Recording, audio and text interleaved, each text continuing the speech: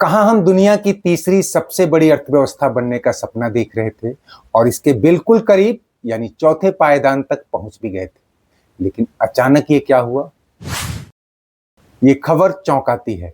लेकिन आईएमएफ यानी international monetary fund की रिपोर्ट की माने तो भारत अब चौथी बड़ी इकोनॉमी भी नहीं रहा और दो पायदान नीचे गिरकर दुनिया की छठी इकोनॉमी बन गया। बुरा लग रहा है ना? जाहिर सी बात है। ये तो रिवर्स गियर में वहां चले गए जहां 3 साल पहले हुआ करते थे। लेकिन वास्तव में ऐसा है नहीं।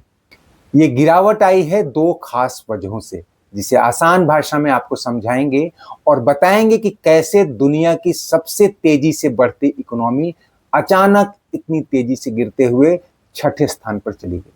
सबसे पहले तो ये जान लें कि किसी भी अर्थव्यवस्था के आकार को उसके जीडीपी से मापा जाता है। और जीडीपी को मोटे तौर पर समझिए कि देश के भीतर एक साल में होने वाले कुल उत्पादन का मूल्य। मूल्य इसलिए कि उत्पादन तो अलग अलग तरह के होते हैं, अनाज क्विंटल में, कपड़े मीटर में, तेल लीटर में। तो फिर इन सबको कॉमन वैल्यू देना मुश्किल होता है, इसलिए इन सबकी एक कॉमन वैल्यू निकालने के लिए सभी उत्पादों का मूल्य जोड़ लिया जाता है। वही मोटा मोटी जीडीपी मान के चलिए कि जीडीपी कहलाती है। अब ये मूल्य तय होता है डॉलर में। जैसे अमेरिकी जीडीपी है करीब 31 ट्रिलियन डॉलर, चीन की जीडीपी है 20 ट्रिलियन डॉलर और भारत की करीब 4 ट्रिलियन डॉलर। अब सारा खेल बिगाड़ा है डॉलर के मुकाबले रुपए की कीमतों में भारी गिरावट।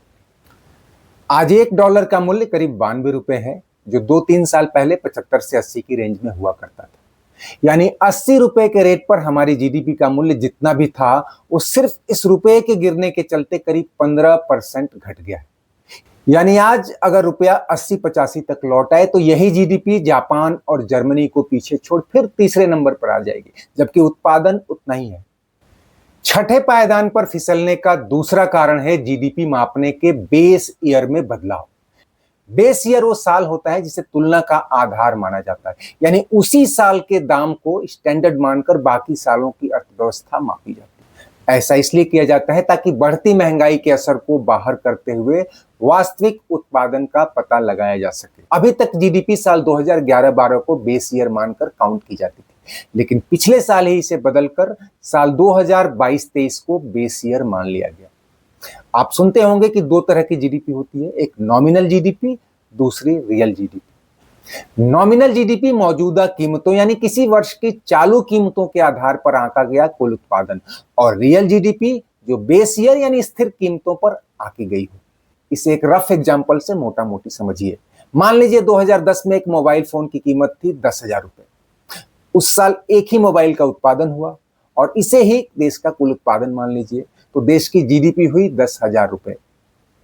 अब 2026 में 5 मोबाइल का उत्पादन हुआ, लेकिन अब एक मोबाइल का दाम 20,000 रुपए हो गया। तो इस साल चालू कीमतों पर जीडीपी हुआ 20 गुने 5 यानी 1 लाख रुपए, जबकि बेस ईयर 2010 के स्थिर मूल्य के आधार पर देखें तो जीडीपी 10 गुने 5 यानी 50,000 रुपए। कहने का मतलब यह कि जब साल दर साल बढ़ी हुई महंगाई के असर को निकालकर देखा जाता है तब वास्तविक उत्पादन का पता चलता है। बेस ईयर आमतौर पर एक दशक बाद बदल दिया जाता है। अब नया बेस ईयर 2022-23 है और ये 2026 चल रहा है। ऐसे में नॉमिनल जीडीपी और रियल जीडीपी के बीच का अंतर उतना ज्यादा नहीं होगा, यानी रियल जीडीपी नॉमिनल जीडीपी के करीब होगी। यही वजह है कि नए बेस ईयर के आधार पर जीडीपी कम दिख रही है और भारत ब्रिटेन जापान से पीछे खिसक गया है। खैर, अच्छी बात यह है कि आईएमएफ ने भी माना है कि भारत की ग्रोथ रेट ग्लोबल ग्रोथ से करीब 2 गुना है, यानी भारत की इकोनॉमी बहुत तेजी से बढ़ रही है।